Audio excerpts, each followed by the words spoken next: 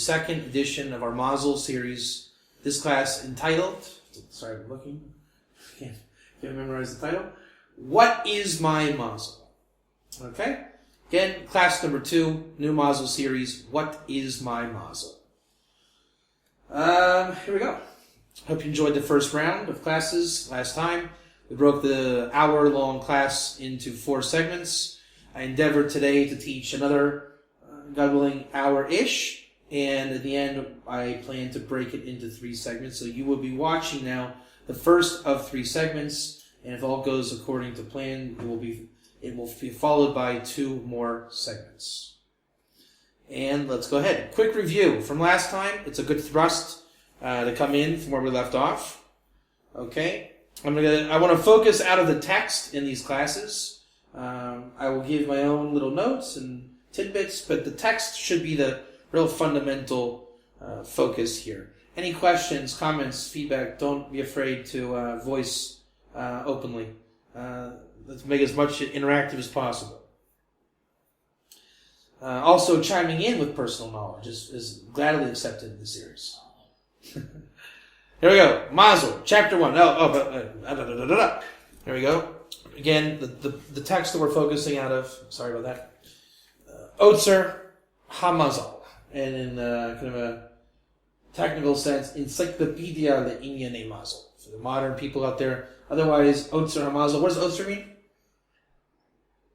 Treasure house. You changed the definition from last. There was I forget the word from last. Repository. The repository of Mazal, the treasure house collection. I think it's the easiest term, kind of a modern casual usage. The collection of Mazal, everything written in Zohar, Kabbalah, Talmud, anything rabbinic in the last 2,000 years is going to be in here of Mazal. It's a fantastic, fantastic work. These are not his opinions. Keep that in mind. This book does not contain one opinion. Not one. Thus, I am not giving one opinion. This is Chazal, it is Torah, it is endorsed by, like we said, at least 30 different approbations. You can look in, I don't know if you can find online or whatever, but just to show various Haskamot, approbations. Where are they?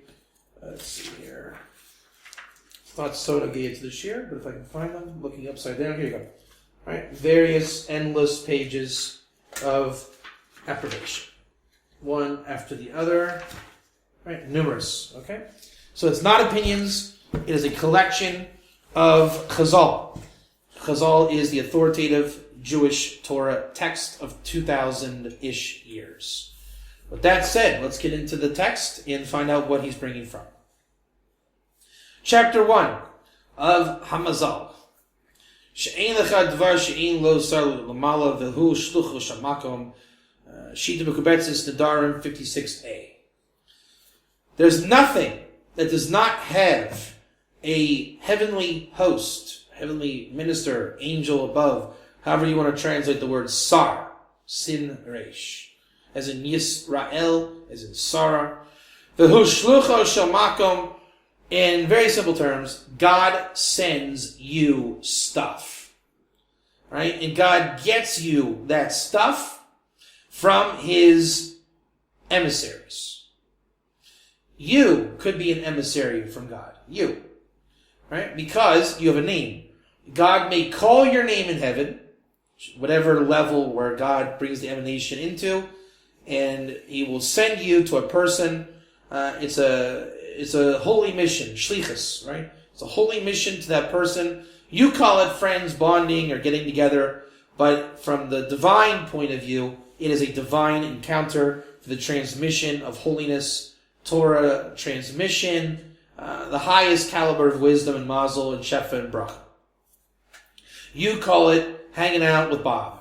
God calls it giving Torah over from one fellow to another. Now, it can be through names and people, it can be angels, it can be animals, creation, any creation emanated by God. Reality as we know it. God is the master of creation. His names show that connotation. Kel Shaddai, Elohim, Hashem Hu Elohim. All the names of God can funnel into this perspective of God working with man. This is the essence of the anti-idolatry.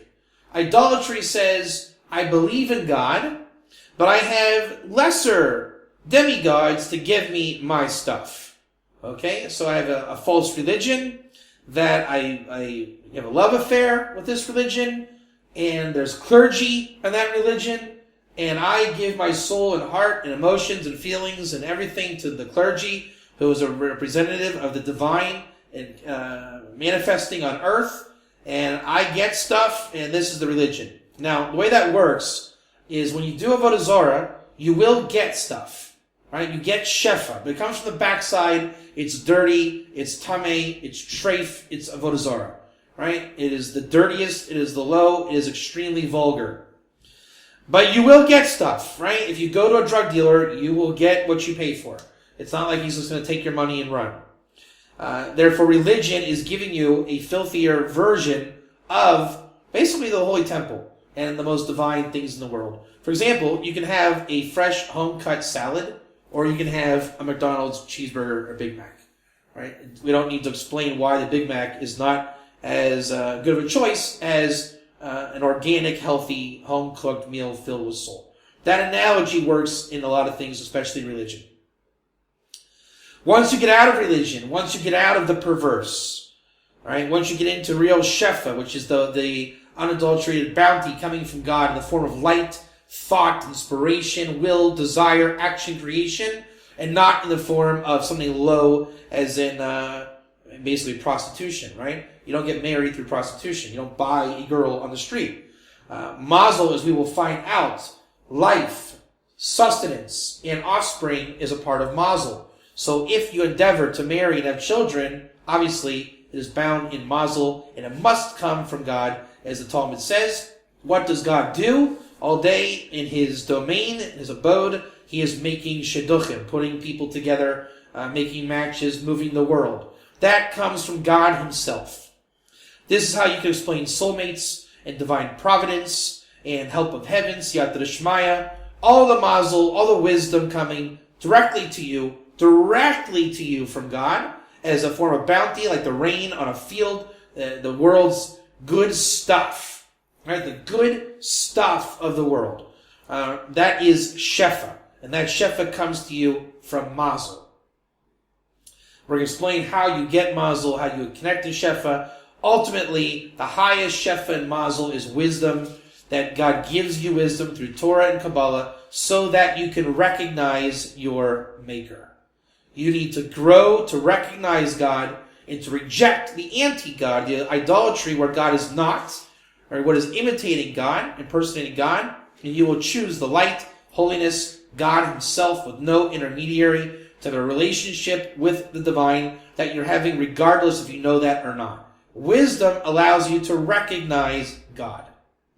Once you recognize God, then that filters down between brothers recognizing brothers, lovers recognizing lovers, fathers recognizing sons.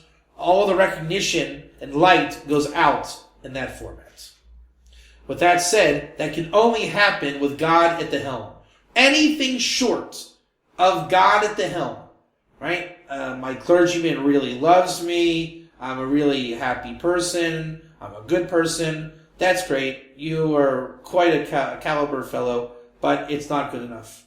Right? It is not good enough. It must be from God. Anything else will be compromised and is a form of slavery in the matrix.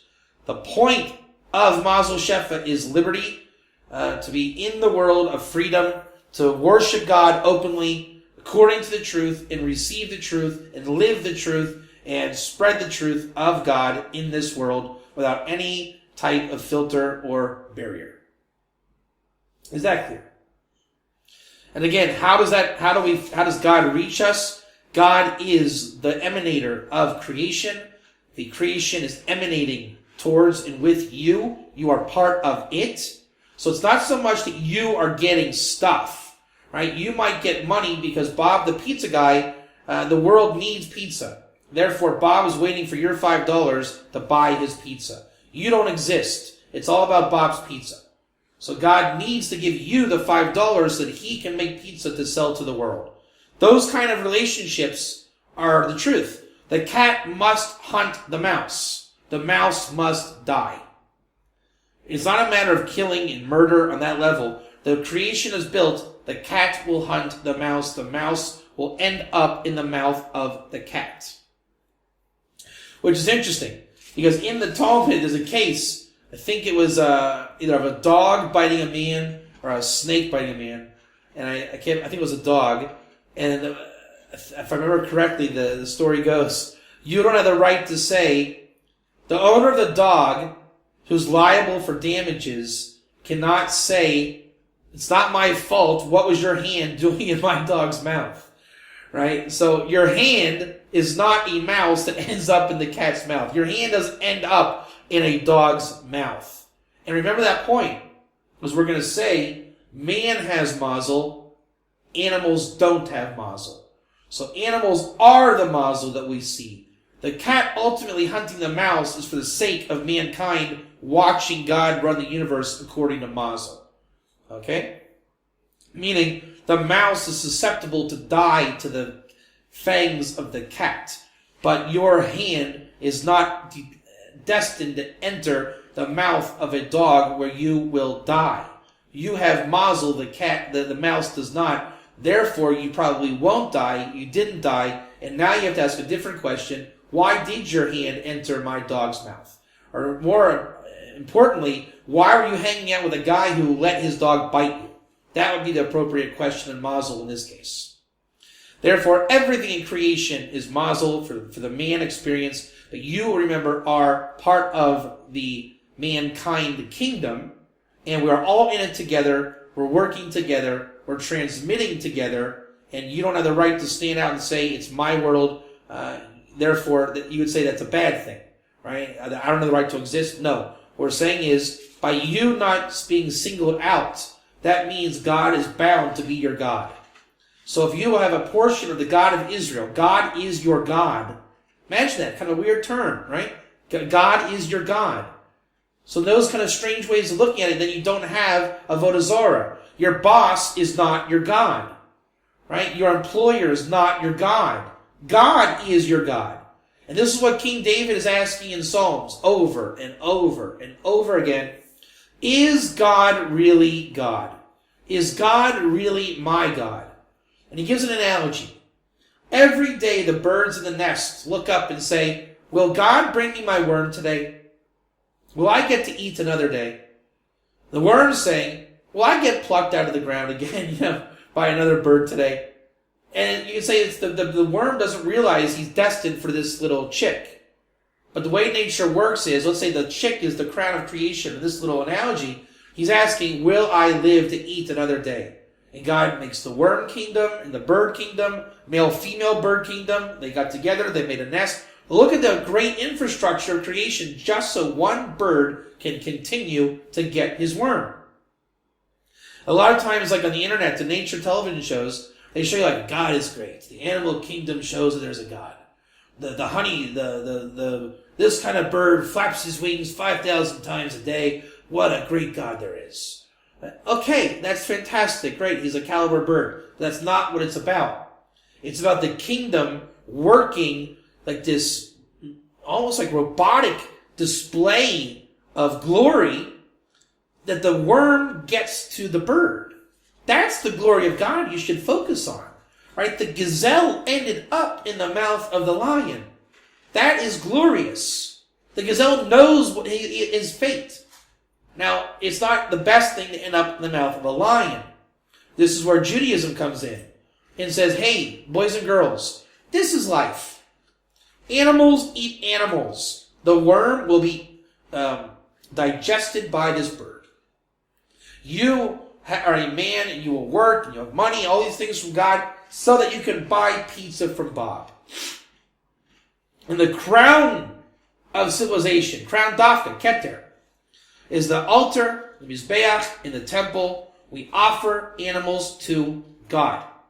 That once upon a time, there will be a gazelle, or whatever animal goes up on the altar for whatever cause, and he will have the knowledge of whatever level. I didn't end up in the mouth of a lion. I ended up on the altar of God. I am going to die. It is a foregone conclusion. Either rotting in the woods, getting drowned in a pond, mouth of a lion, whatever it is. But one guy amongst the herd will end up on the altar, sacrificed as the Holy of Holies on that level for a holy barbecue in the temple, where mankind will be joyous and honoring God, discussing Torah, transmitting Torah. The Shefa goes out to the nations so that there can be just another day of more animals being on the altar. Right? It has nothing to do with sacrifice proper. It's a sanctification of what is reality. Right? Reality is there is death. Things die. But that is actually life. Because King David explains the gazelle will die, it will go into the earth and decompose, and it will come out of the ground through a birth. Right? It will be birthed in the world, and it's just this constant looping cycle. Like a wave. Constantly. God is renewing his creation. Now you say, what does he do? He snaps his fingers, waves a wand, and says a chant, and the world's recreated. The fact is, it's a continuous natural nature kingdom of recreation. By bringing the worm to the bird, making a miraculous connection that no one else can do but God, that bird got to live another day to where he will keep doing that. Eventually he will die. He will find himself back in that nest in a new life form, continuing the lifespan of that type of bird. And the worm will live another day. Because when he will die and be decomposed and go back in the ground, and then another worm family will make another worm. This exists on every molecule, atom, creation, man, water droplet, leaf, tree, dollar bill, pizza from Bob, the crust, the oregano, even spot pizza will live to see another day. God is your God. You have a God. He requires you in creation.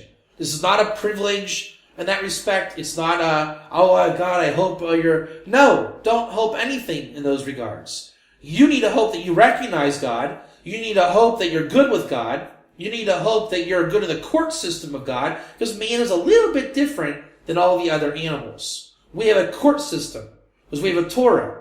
Right? The lion knows, I'm a lion, I eat gazelles. The gazelle says, I'm a gazelle, I may end up in the lion's mouth. And when they get into this little tango, it will go down. When man meets man, he doesn't have a natural inclination to say, I am whatever to Bob, Bob is whatever to me, and we don't have that. It ultimately comes down in the study of Torah. In the soul, man has to think in godly terms. In a split second, I met a new person. New person's name is Bob. Who is Bob to me? How do I feel about Bob? All these dimensions are coming into play. And the more Torah you know, the more wisdom you have, it's a seamless state of affairs. And the Torah says, what? Brothers should love brothers. You should have peace on earth. That's our animal kingdom. The temple is the place where, let's say if there's spilling blood in the form of a sacrifice for sins or all these things, the penal system due to the nature of judgment in Torah. We are a different breed of animal. And we are an animal.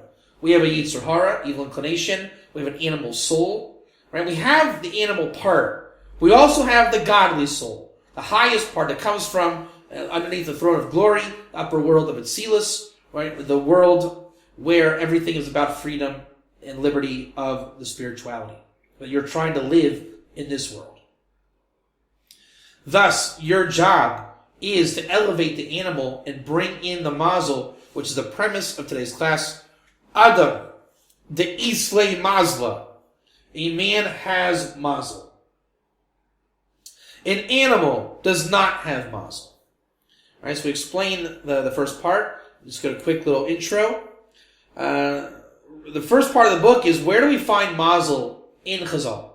Right? Straight up, nothing weird in astrology. I'm going to bring a quote now, before I forget the quote. This should be known for all of time. Hakavana l'hanhaga ilyona nikras Mazal. Means, what does it mean that the higher worlds are governed by Mazal?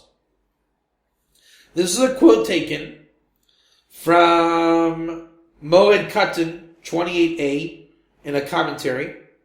He says like this: She'ena kavana al hakochavim, rak anhaga elyoina knikra mazal. Do you know what that means?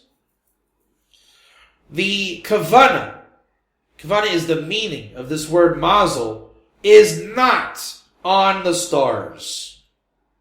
Rather, it is on the upper worlds called mazal. 100,000,000% mazal does not mean stars. By definition, the avodah zarah that we are to go away from is the stars. Now, the backside mimics the front side. That's a premise in Kabbalah. They are called mazalot, right? The constellations, mazalis. It's avodah zarah friendly. Let's put it that way. Even if you say there's permission, we can do it, right? But once you're under the constellations, right? I have to kill this guy because my name means will kill guy on Tuesday. Right? That's not an excuse. That's avodah zarah. You are not to be bound by the constellations and stars. Go out of it and relate to God. Right? Why they called those mazalot? The stars, there's an aspect of mazal. Okay? An aspect. Look at the fourth day of creation. The sun, the moon, the stars, we have sign of the times. Right? So on Shabbos, or the new moon, whatever the things we do in Judaism, the constellations and stars are a part of the mazal structure of spirituality, but not entirely. The stars have as much clout as me with my name, you with your name, and this desk being called by God to emanate a property. Just so happens to be that time is predicated on the spinning of the universe around the earth, geocentrism, and therefore we have to use our universe as vessels to understand our subjective and objective experience on earth.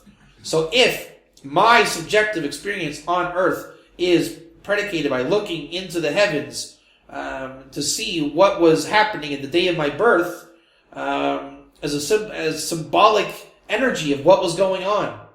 I'm a Gemini, for example. So if Gemini has meaning and it's in my birth, just the simple fact that the Torah was given in the month of Sivan, we're coming up on it in a couple of days, all these things are mazel signs.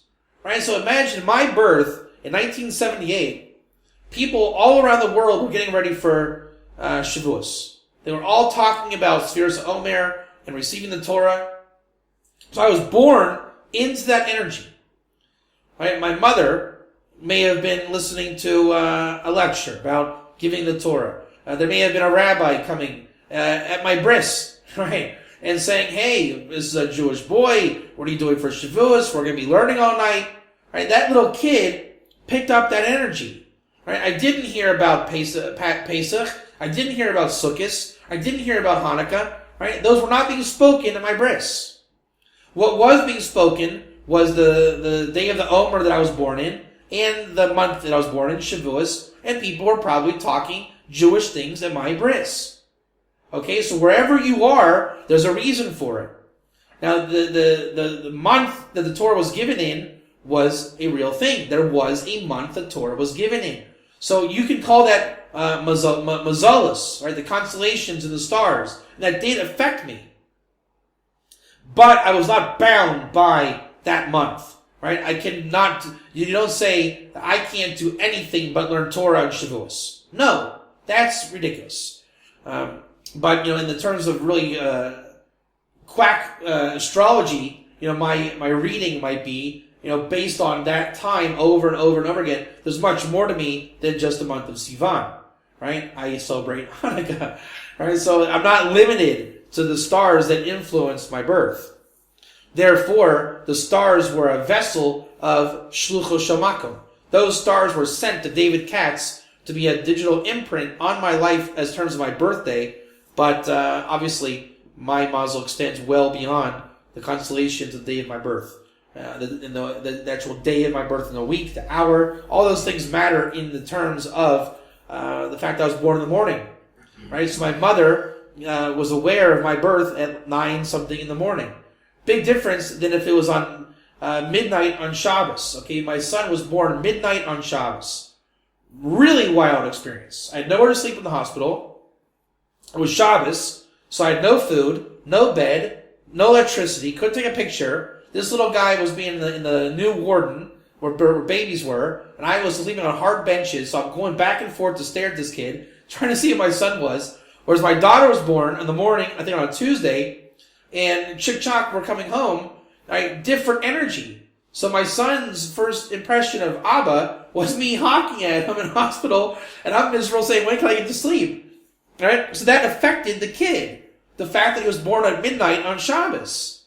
Now, I'm not to say that it was negative, but he's a Shabbos baby, and he felt that energy coming in. Okay? People are aware of these things.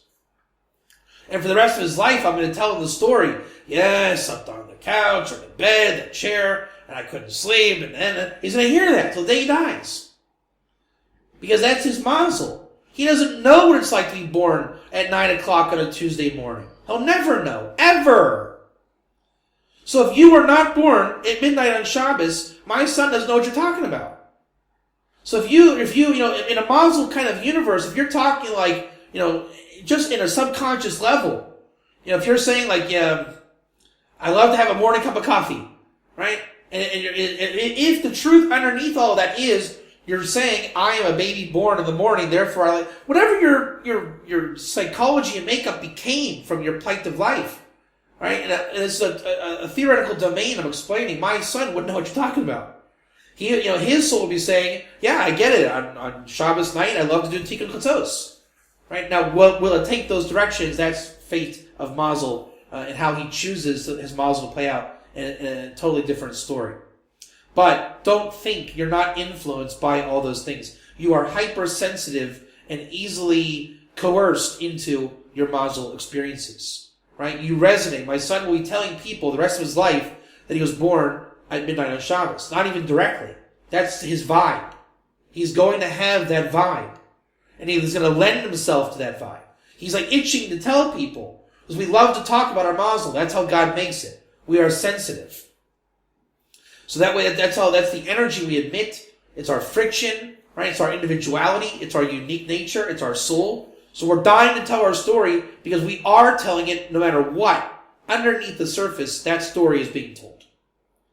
So understand that. Everything that happens to you, you're telling it over.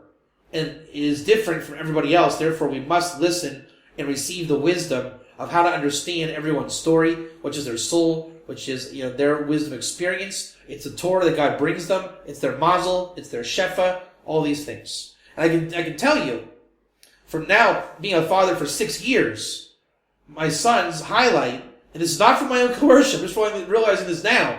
He loves the fact that his Abba learns on Shabbos. Right? That's like he talks about it all the time. So you see, fate is working in terms of Mazel is doing what it does according to wisdom. He is a Shabbos adherent. From his little 6-year-old point of view, he understands it. Now, you can say every kid likes it. Maybe so. Every religious kid. But the point is, I see the fact that he makes an emphasis there. Right? It might not be the reason why, but at least we can see it's not antithetical. And the fact is, I'm naturally going there subconsciously pushing it. And in the end of 120 years, you'll look back and you'll say, what was meaningful to you? And this kid will say, Shabbos was meaningful to me. Now, God willing, that'll continue. But as of right now, yeah, that's sanctified. That would be something I would say he is that. I would not say that he is a special 9 o'clock in the morning on Tuesday kind of guy. I would not say that about him. I would say he is a Shabbos guy. Right? So a name read really goes into these types of things as well. When you get aspects in your name, the hints and gematrias of your name, which is placed by the prophecies of Mazel, right? We're not saying you have this and nobody else, or it might seem common. The fact is, it simply is there, and therefore it does affect. And the concept in the Zohar and in the Talmud is called Shemagarim, the name causes. Right? So the name and all that goes into the name causes. It's true.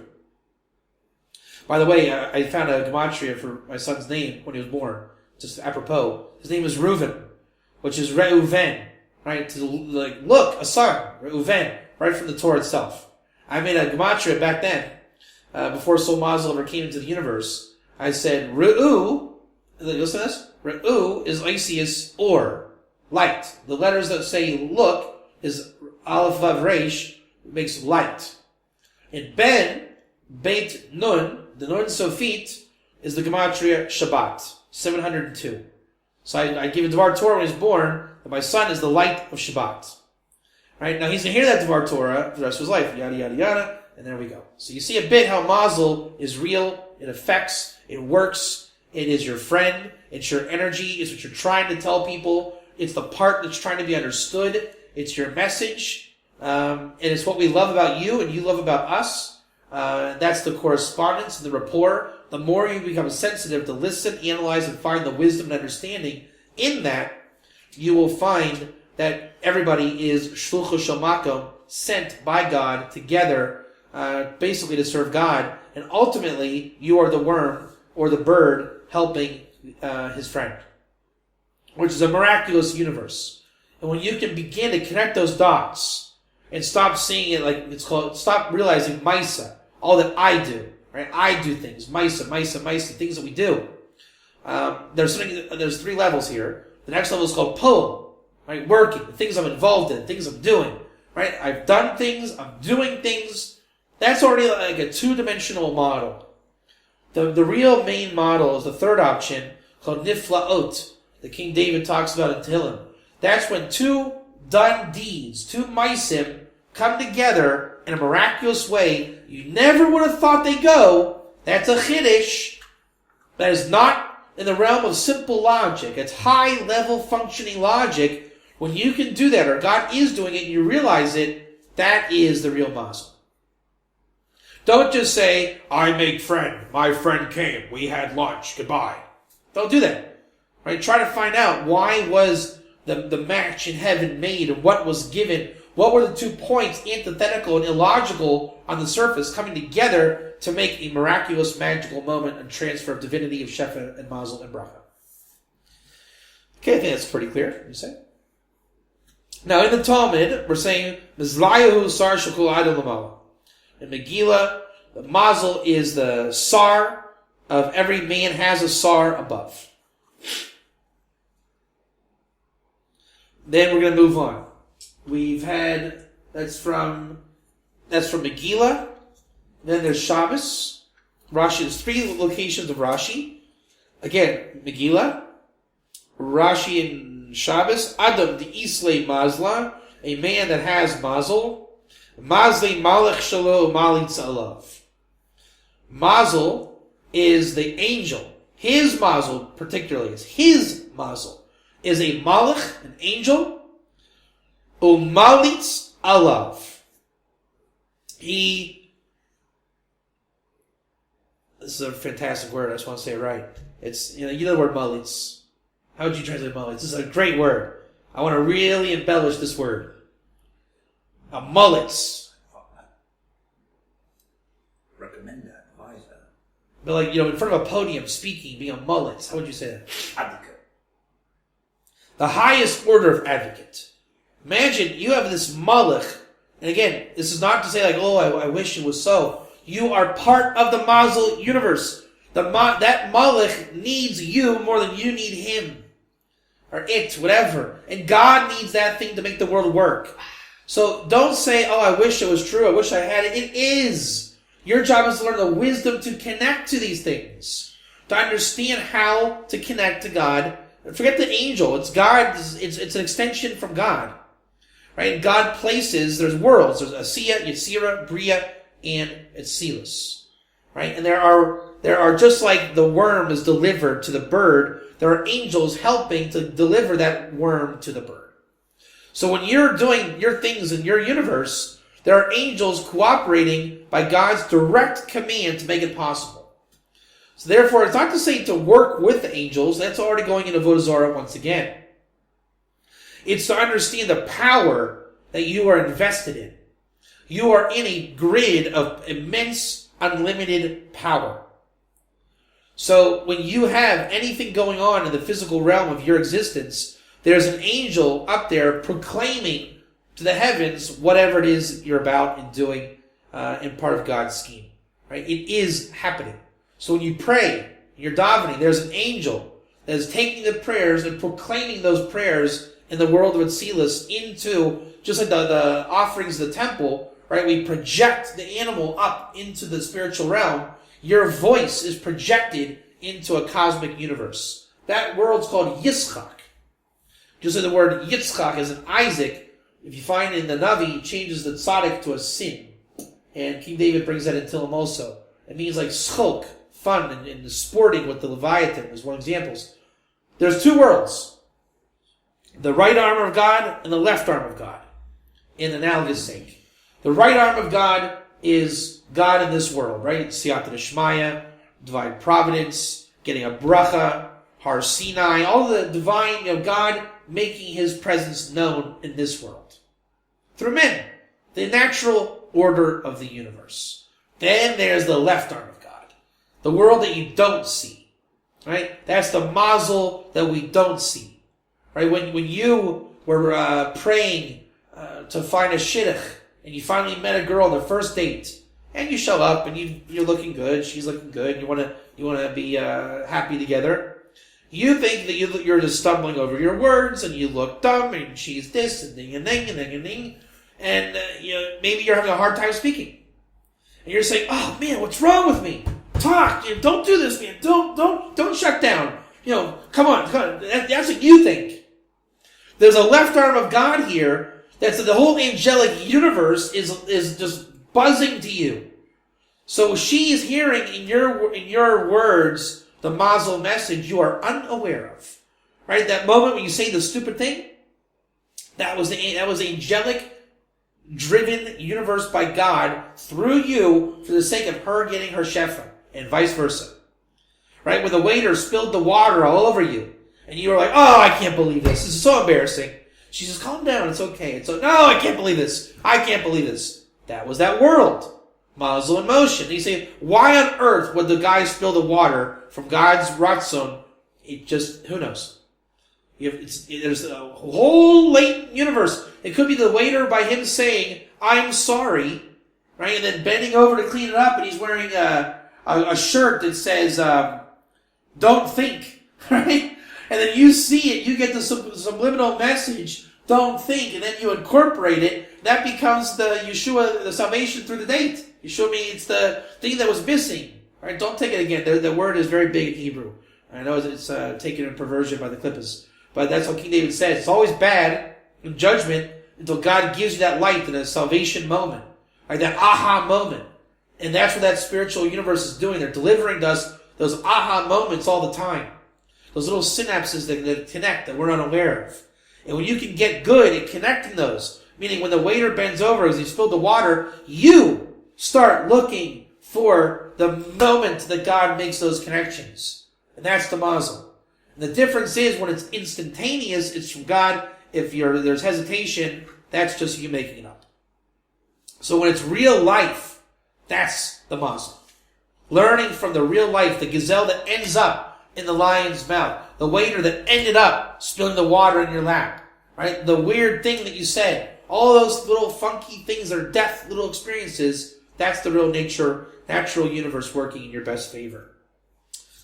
And with that said, the last definition we'll find is in Bava Kama. This is very important. Adam de Isle Mazla, again, same language. A man that has Mazal. Behema de Leisle Mazla. An animal does not have Mazal. Rashi explains. Ha'adam de Isle Mazla sheyesh lo das lishmor es gufo. When a man has Mazal, he has das, mochin, intellect running through him, awareness, consciousness, knowledge, Torah. He is a man. He is human. Right? The animal's not chazering Bava Kama in his hilchos whatever before he avoids falling into a pit. He just falls into a pit. It's a bad day for that animal. He died. He ended up in the pit. Better than the mouth of a lion. You don't end up dead in the pit. As you learn Bava Kama to avoid pits, or whatever it is you're doing, you have das. And when you have das, you have lishmor. You're guarded. Right? You understand, don't go into the bad neighborhood. You understand, get dressed before you go out of the house. You understand, think before you cross the street. Animals don't do that. Even though we might see it on YouTube. They don't really do it, not the way you do. And that's mochin. Mochin is the intellect that comes from God. Right? When you go through experiences, you get mochin. You're in a divine Mazal universe. All those messages are coming in non-stop, meaning you swim in wisdom, you just don't know how to scoop it out with a ladle. But when you do start to scoop it out with the ladle, you become familiar with your world, then you have das, you have mochin, intellect, you're connected, thoughts can come in, you don't push them out. That is guarding.